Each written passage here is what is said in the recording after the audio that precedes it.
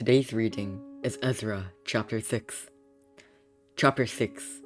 The Decree of Darius. Then Darius the king made a decree, and search was made in Babylonia, in the house of the archives where the documents were stored, and in Ecbatana, the citadel that is in the province of Media. A scroll was found on which was written, a record, in the first year of Cyrus the king. Cyrus the king issued a decree concerning the house of God at Jerusalem. Let the house be rebuilt, the place where sacrifices were offered, and let its foundations be retained. Its height shall be 60 cubits, and its breadth 60 cubits, with 3 layers of great stones and 1 layer of timber. Let the cost be paid from the royal treasury, and also let the gold and silver vessels of the house of God, which Nebuchadnezzar took out of the temple that is in Jerusalem, and brought to Babylon, be restored and brought back to the temple that is in Jerusalem, each to its place. You shall put them in the house of God. Now therefore Tattenai, governor of the province beyond the river, Shethar-bozenai, and your associates, the governors who are in the province beyond the river, keep away. Let the work on this house of God alone.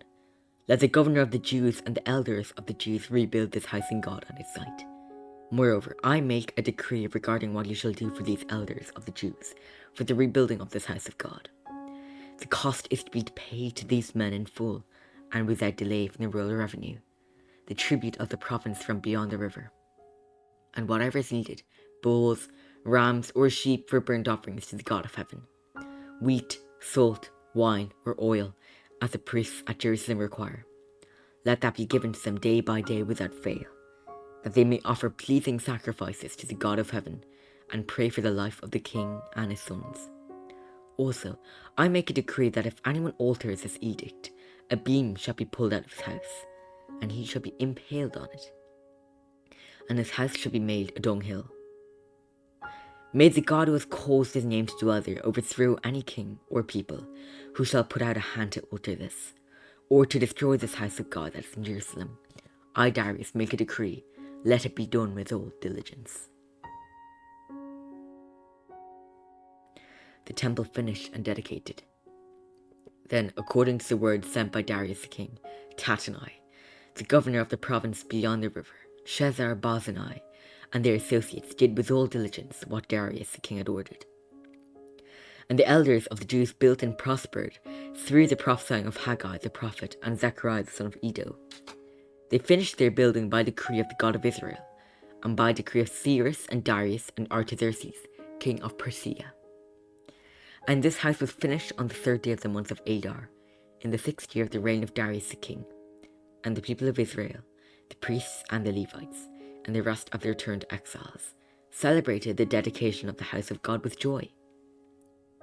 They offered at the dedication of this house of God 100 bulls, 200 rams, 400 lambs, and as a sin offering for all Israel, 12 male goats, according to the number of the tribes of Israel.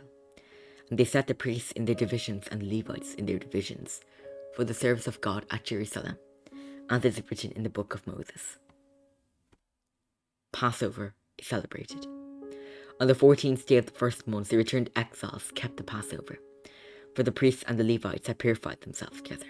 All of them were clean, so they slaughtered the Passover lamb for all the returned exiles, for their fellow priests and for themselves.